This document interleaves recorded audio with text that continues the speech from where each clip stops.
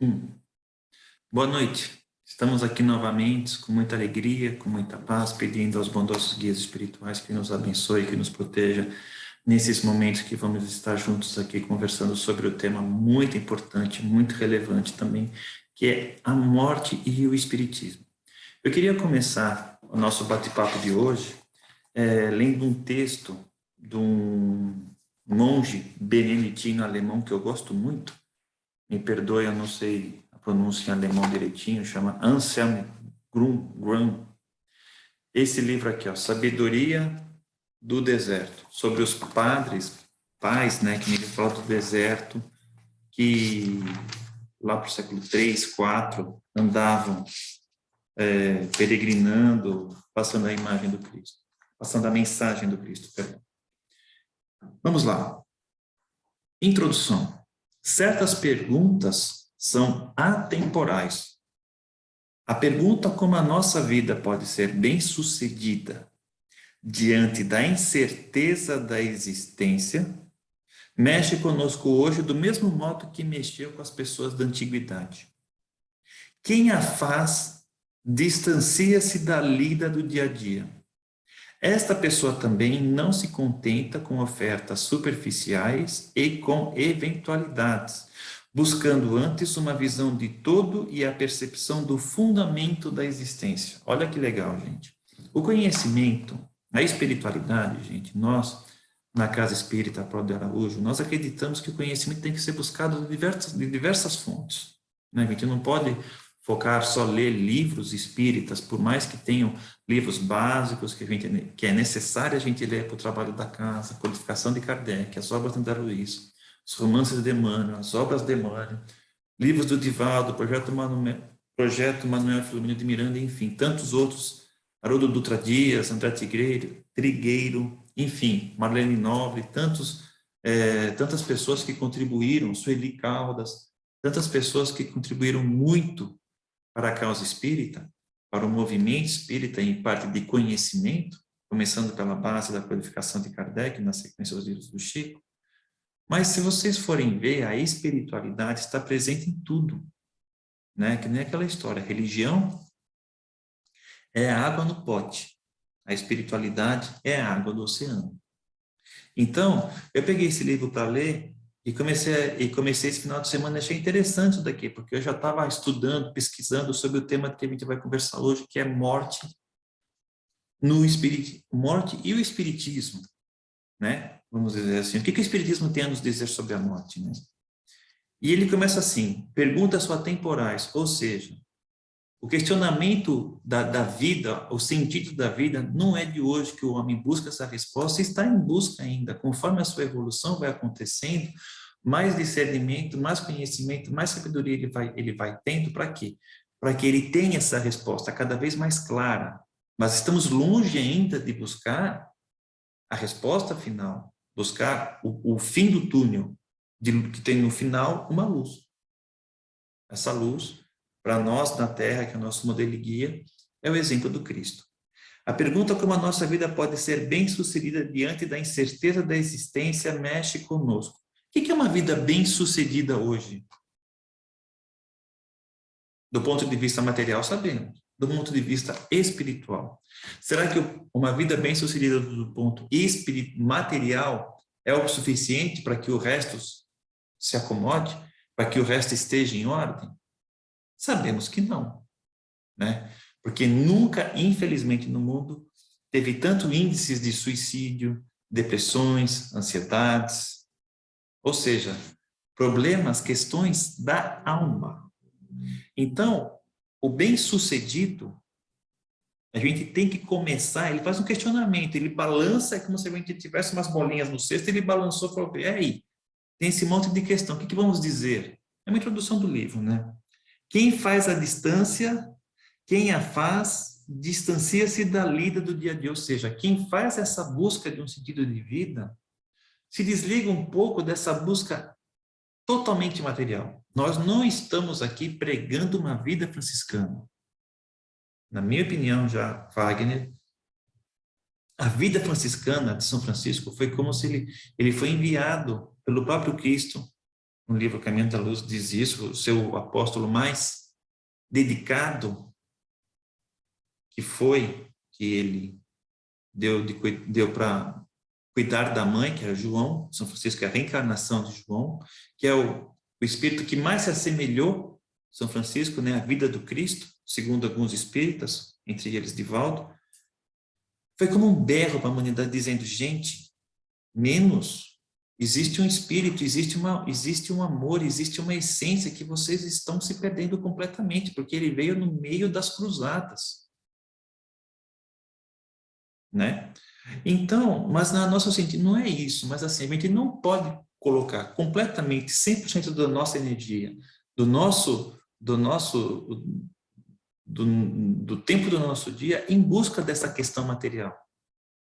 A questão material é apenas uma ferramenta para a nossa elevação espiritual. No Livro dos Espíritos tem a lei do trabalho, a lei da sociedade, explica direitinho como conduzir essa vida material. Só que a vida material não pode ser o nosso objetivo final. Ele é um meio. O objetivo final é a luz.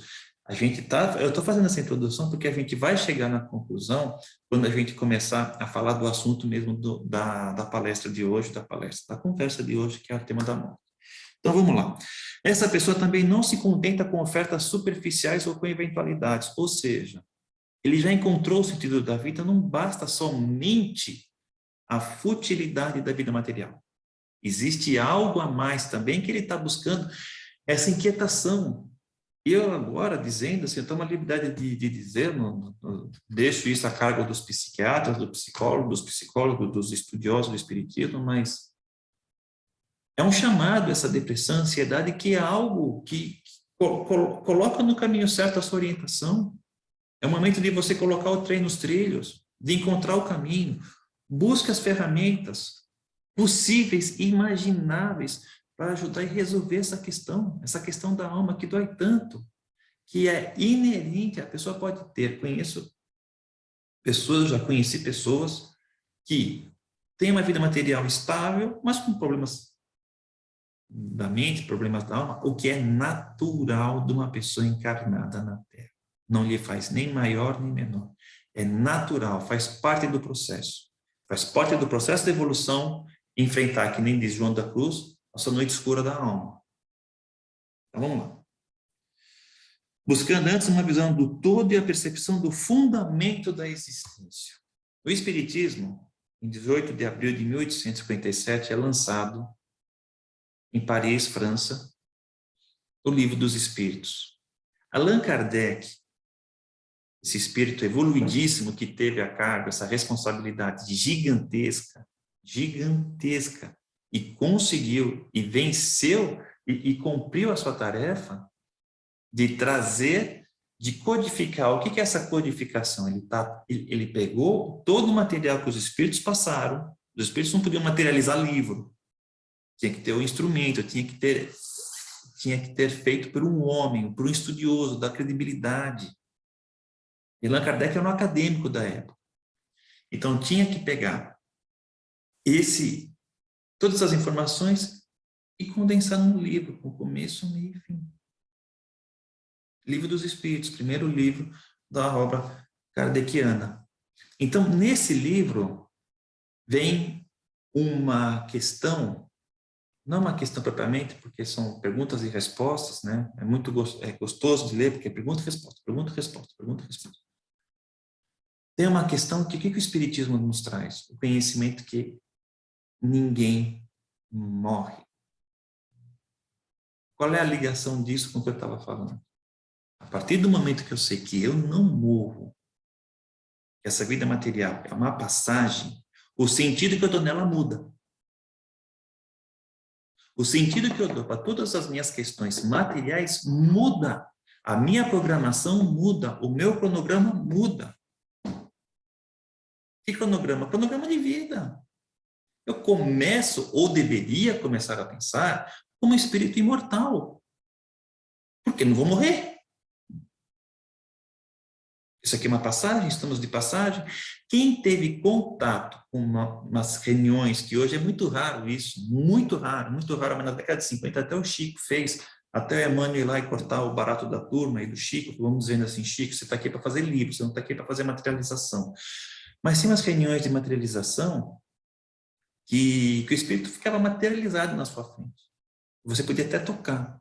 Quem participou dessas reuniões meio que mudou muito o sentido da sua vida, como dizendo assim, gente, eu não vou morrer mesmo. Porque o que acontece? Qual é o problema do ser humano? O problema do ser humano tem uma questão muito como a morte, o medo da morte. O medo de ficar doente, porque se ficar doente eu posso morrer. O medo de não perder emprego, Joana de Ângeles diz muito isso. Que o medo da morte é o causador de todas as questões, é o nascente de todas as questões, esses medos, essas inseguranças, essas ansiedades, essas depressões que o homem tem. Porque eu vou ficar desempregado? Não vou ter dinheiro, não vou ter um seguro de saúde, vou morrer. Enfim. Então, o espiritismo, como diz Haroldo Dutra Dias, matou a morte. Não existe morte. Pensa assim, você pegou uma roupa, você pegou um escafandro, desceu no fundo do mar, subiu. Esse escafandro é necessário para que você ande, para que você faça um mergulho, para que você faça toda a pesquisa ou o passeio que você for fazer lá embaixo, um tubo de oxigênio, enfim. A mesma coisa aqui na Terra. Nós estamos no escafandro, só que o escafandro é o corpo material. A partir do momento que eu sei que minha vida é imortal, não tem aqueles desenhos, aqueles filmes do super-herói imortal que faça acontecer, não morre, nós somos isso. Só que o corpo físico tem data para começar e terminar. O uso, a gente já começa envelhecendo. Então, ora, se todos os meus medos vão ter um começo, um meio e um fim, e se eu vou passar pelo berço, vou passar pela vida, vou passar pelo túmulo, e a minha vida vai continuar acontecendo, peraí, que sentido que eu estou dando para as coisas? Existe um fato que chocou muito, né, na sexta-feira, está sendo gravado hoje na segunda-feira, dia 8, na sexta-feira, que foi o falecimento, o desencarne daquela cantora muito querida pelo povo, Marília Mendonça. Uma moça de 26 anos, futuro brilhante, talentosíssima, enfim. Fala, que Deus é esse, né? Que deixa uma moça muito querida, com esse talento enorme, trazendo alegria para o povo, enfim, e desencarna assim aos nossos olhos. Que Deus é esse que deixa um ídolo como o Brasil, Ayrton Senna, morrer ao vivo? Que Deus é esse que deixa pessoas morrerem anônimas, de fome, de frio? Pessoas que suicidam, anônimas. Quantos suicídios é feito por dia, gente? Por hora? Muito. Número alarmante. Alarmante. Por quê? Por causa desse sentido da vida. As pessoas perderam o sentido de vida que o Anselmo Grun, vamos tentar falar direito, disse aqui. Aí, diante da incerteza da existência, as pessoas se perdem. Ficam distraídas no mundo material. E aí? Ela morreu. Esses irmãos anônimos morrem. Qual é a justiça disso? Qual é a justiça disso? O Espiritismo traz essa resposta. O Espiritismo não traz, não tira a dor da perda de um ente querido. Não tira esse sentimento de pesar, de lamentação. É natural também do nosso espírito, da nossa condição do nosso espírito evoluído, porque a gente ama com certo apego, né? A gente ama, mas aqui a gente é a pessoa junto da gente. E com o sentimento do nosso lado. Colado, se puder. Né? Mas o que acontece com esses espíritos, por que isso? Porque essa história não começou hoje. Existe um começo, meio, fim, lá atrás. E Deus, na sua justiça divina, a morte, o desencarne, a passagem pela Terra, é um processo educativo. Nós estamos aqui nos reeducando, evoluindo mais rápido, para que possamos alcançar esse objetivo, que é o entendimento do sentido da vida.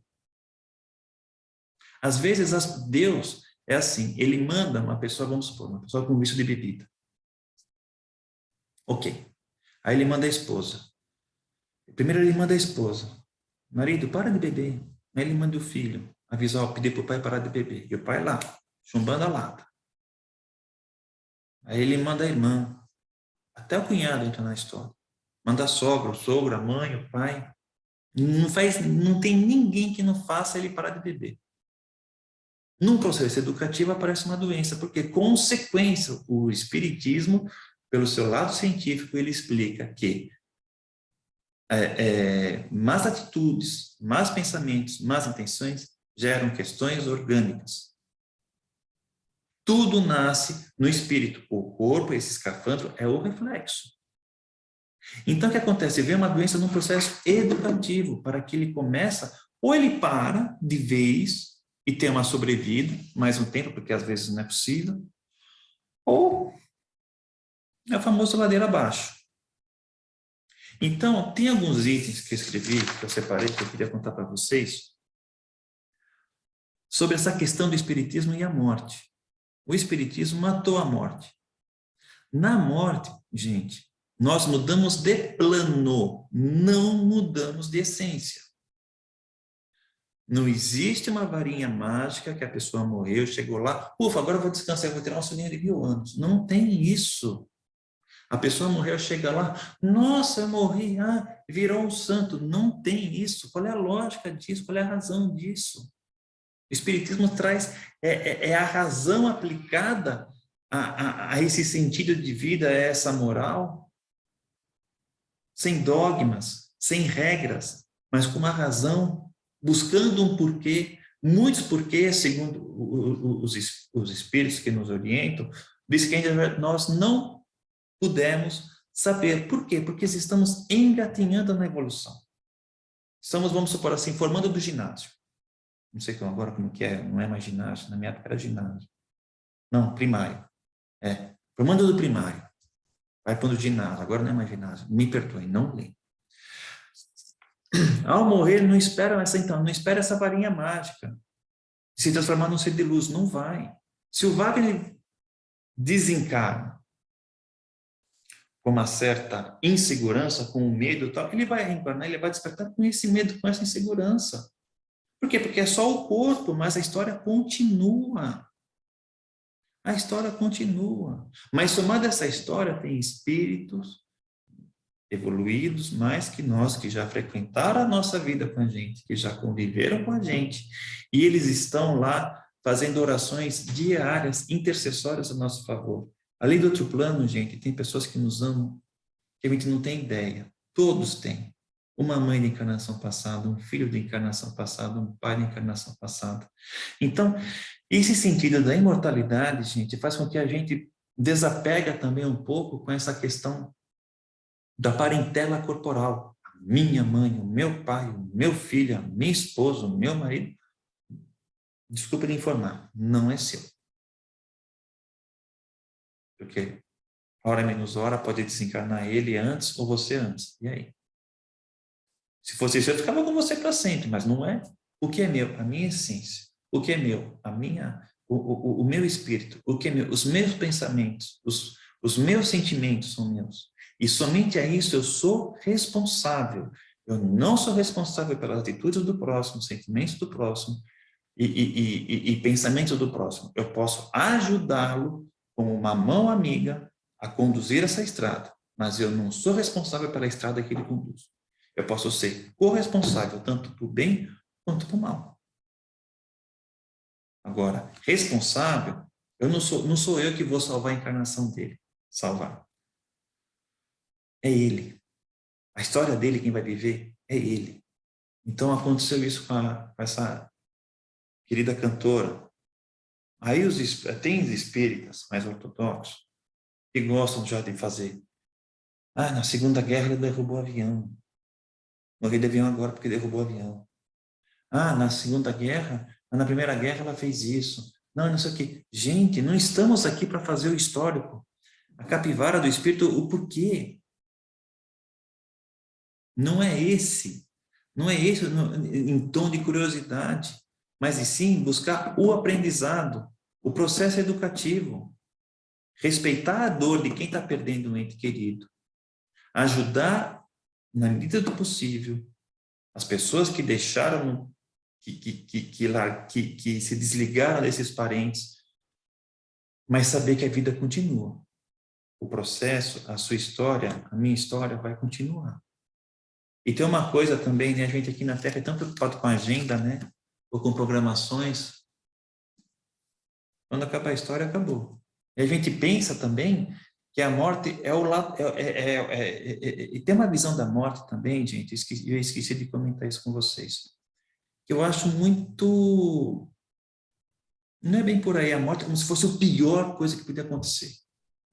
Como se fosse a vilã da minha vida. Não posso morrer. Gente, eu já nasci sabendo que eu vou morrer. É a única certeza que nós temos. Duas certezas, duas fatalidades, o resto é minha responsabilidade. Que eu vou desencarnar, que eu vou ter que deixar esse corpício físico aqui uma hora, vou para o plano espiritual, e que duas verdades, que eu vou deixar isso daqui, e que minha história vai continuar. Agora, eu tenho que começar a abrir a minha mente, entender melhor começar a voltar para uma vida mais espiritual. Não espiritual no sentido de ficar o dia inteiro pensando em conversar com o espírito, mas uma vida espiritual com espiritualidade. Acordar e dar bom dia com um sorriso no elevador, espiritualidade. Chegar e ser gentil com os amigos do trabalho, é espiritualidade. Ser gentil com a família, é espiritualidade. Até na reciclagem, já é uma espiritualidade. Empatia, que tanto se discute hoje, e é tão difícil, às vezes, a gente encontrar pelo mundo, é a espiritualidade. A religião não é a regra, não é o conhecimento dos livros de Kardec, não é o conhecimento total dos livros do Chico, que são importantíssimos para a nossa vida. Mas nada adianta isso se eu não focar na minha evolução. Se eu não buscar uma vida mais espiritual. Se eu não buscar ser alguém melhor amanhã do que eu sou hoje. Então a gente tem que entender isso. Somos espíritos imortais na nossa percepção. É isso, gente. É isso que eu tinha para dizer, é isso que eu tinha que dizer para vocês hoje. Ninguém morre. Agora, na codificação, nos livros do Chico, no livros do Chico tem uma coleção chamada da Coleção dos Livros André Luiz, que narra a vida do plano espiritual. Vocês acham que lá a gente vai morrer? Quer dizer, a gente vai desencarnar, passar para outro plano, a gente vai ficar em nuvem, com asinha voando, na nuvem de algodão doce. Não é isso, gente. E Deus vai estar num trono de madeira, de mármore. Não é uma crítica, mas vamos em cima da nuvem lá me julgando. Barbudo. Não. Lá tem hospital, tem trabalho, tem sociedade, tem casa, tem praça, tem parque, tem auditório, tem oficinas, ministérios, tudo. Governadores, ministros. Por quê? Porque nós, da mesma forma que o corpo físico é uma projeção, né, do que nós temos aqui também, a vida material aqui começou antes lá, no plano espiritual, porque não é que é a verdadeira vida, gente, a verdadeira vida é a minha, a vida que eu tenho. Tem alguns espíritos que dizem assim, a verdadeira vida é a vida espiritual. Não, a verdadeira vida é a que você tem hoje. A verdadeira, agora sim, tem uma vida espiritual, que a gente pode passar depois de desencarnar. 5, 1 ano, 5, 10, 20, 30, 40, 50, não importa. Mas que ali eu faço todo um replanejamento para voltar aqui na Terra e evoluir. Voltar aqui na Terra e evoluir. Na medida que eu vou evoluindo, os planos vão evoluindo. Imagine assim.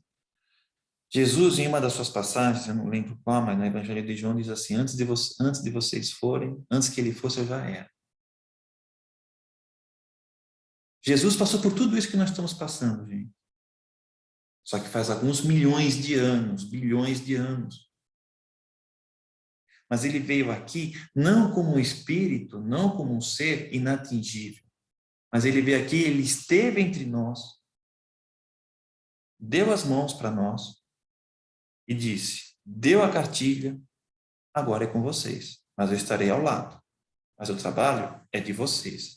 Eu fico pensando, né, hoje, tanto para encerrar, tanto youtubers, influencers, enfim, a dancinha tal, não é uma crítica, mas dancinha, o pessoal fica lá, não sei o que tal, tá, beleza. Buscando seguidores. Jesus, há 2000 anos atrás, no meio lá do deserto quase, ficou 3 anos, 4 anos, 2 anos e meio, enfim, não é a questão de agora. E a sua mensagem vem até hoje. Mudou o planeta. Como diz Ernesto Renan, dividiu a história do mundo em antes e depois dele.